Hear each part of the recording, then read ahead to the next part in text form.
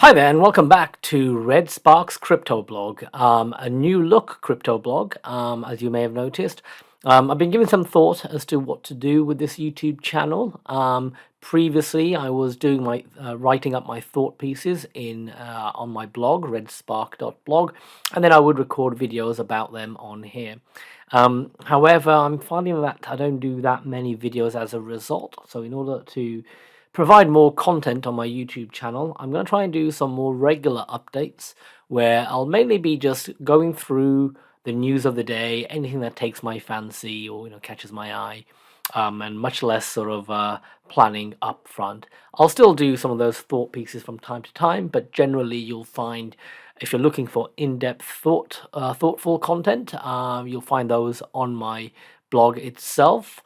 And this will be more of an informal ad hoc look through at all the crypto news out there, particularly focusing on Cardano. So let's dive in. So today's the 25th of October, and I think finally, so there's some sort of upward movement on the Cardano prices. I mean, in general, Bitcoin has now gone back up to 63,000, so that's good. A few days ago, we were all a bit on the edge of our seats. Is Bitcoin gonna keep going down or not?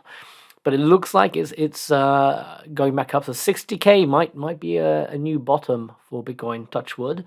Cardano it hasn't moved as much as some of the other coins out there, but that's, I would say, expected, as I've been saying for quite a while. I don't think Cardano is going to make that much of a movement until they get dApps coming out, because you see here, Ethereum obviously has got dApps, Binance Coin has got dApps, Tether is Tether, Solana has got dApps. Generally, up here, these guys here do have dApps. Cardano does stick out as not having any dApps. So we do have smart contract capability, but we definitely need to show actual successful working dApps, because a lot of the critics of Cardano are saying that Cardano can't scale.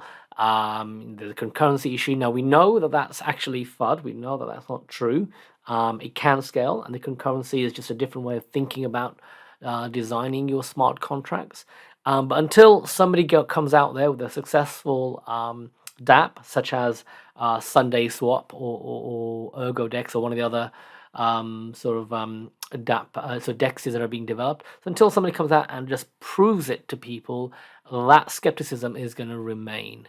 But once that has been proven by one or two DEXs, then I expect the price of Cardano to shoot up, as everything that we've been saying about Cardano for the last year or two, or the last couple of years, is seen, being played out. And then obviously we're going to have all these other additional deals that IOHK are striking up with governments around the world. So that'll be coming in. We've got Atala Prism bringing the identity solution. So there's a lot going for Cardano. We just need to get that very basic demonstration of the ability to handle large workloads successfully out the way. Our first ever sort of DEX out there. And I'm hoping that will be Sunday Swap. That's kind of like my favorite one at the moment. Although that being said, I've been reading into ErgoDex. That sounds really good as well. And Maladex. I'm not sure if I'm pronouncing that correctly, but their white paper that came out recently is a very interesting read. I will do a video on that at some point in the next few days. I'm only a third of the way through their white paper, but it's definitely a very good read. Okay, so that's everything on the price action. So hopefully Cardano holders are feeling a little bit more positive today. But as I said, I wouldn't get too excited just yet. I think it's going to be more towards the end of November before we start seeing real gains. So here's an article that caught my eye. Cardano's blockchain partnership in Ethiopia named among most influential projects of 2021. So it's just recognition that of all the different cryptocurrency projects that are out there, the Ethiopia deal by Cardano is one of the most significant ones, given the scale of the project. It's probably the biggest demonstration of cryptocurrency technology to date, with the amount of people that they're onboarding. So this was the Project Management Institute, PMI, a Pennsylvania-based organization, for project and product management experts, has recognized Atala Prism, IOHK's identity management solution, on this year's list of most influential projects. So I'm very excited by Atala Prism. I think it really homes in on a very key use case for cryptocurrency, and that is identity services and identity in the real world. If you get away from what I call the degen DeFi world, and if you get into either real fi or real world problems, being able to verify people's identity is critical to a lot of problems. So this is very, when it was first designed 2 years ago, it was very, very forward thinking by IOHK.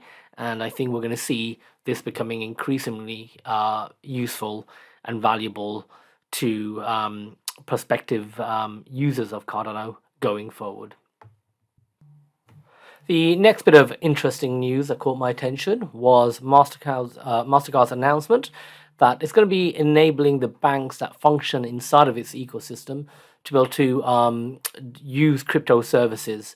So they're going to be integrating crypto into their products to allow their customers to do buying and selling of cryptocurrencies. So they're partnering with Bakkt so Bakkt will be the custodians, the holders of the crypto for their clients. But this is an important recognition, and this is similar to what Visa came out with a little while back as well, that both Mastercard and Visa are recognizing that cryptocurrency is here to stay, and they're now starting to offer more and more services within their ecosystem. I think it's also the fear of being digitally disrupted that is also driving this. So Mastercard, Visa, the big banks, they're all going to be looking at the innovation occurring in the crypto space, in DeFi, and they will be very well aware that this has a potential to completely disrupt their industry, and they should get on board sooner rather than later.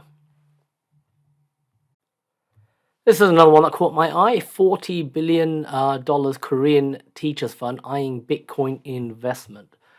So the Korean Teachers Credit Union, KTCU, which boasts more than $40 billion in assets under management, plans to invest in a spot Bitcoin exchange-traded fund. And this is on the back of I think it was the Houston Firefighters Retirement Fund, which is also investing into crypto as well.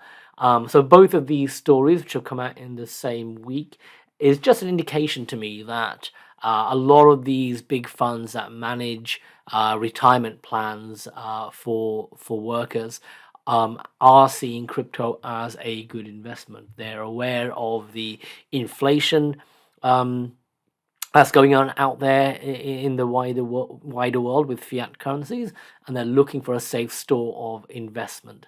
And so Bitcoin is gaining that mind share as a safe store of value. So this is very, very good news to see this happening. And the last thing to leave you on is some recent tweets by Charles Hoskinson. As you can see, he's been busy meeting world leaders in Africa. So he met up with the president of Burundi and also the president of Zanzibar. And here he's saying he had a wonderful meeting about the blue economy with the president of Zanzibar. So I looked up what blue economy was.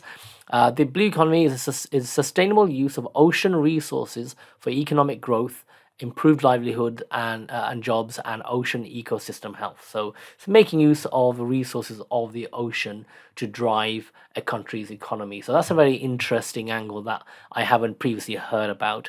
So I look forward to hearing, to seeing what comes out of this one. And then we've got the digital transformation. So that's also quite interesting.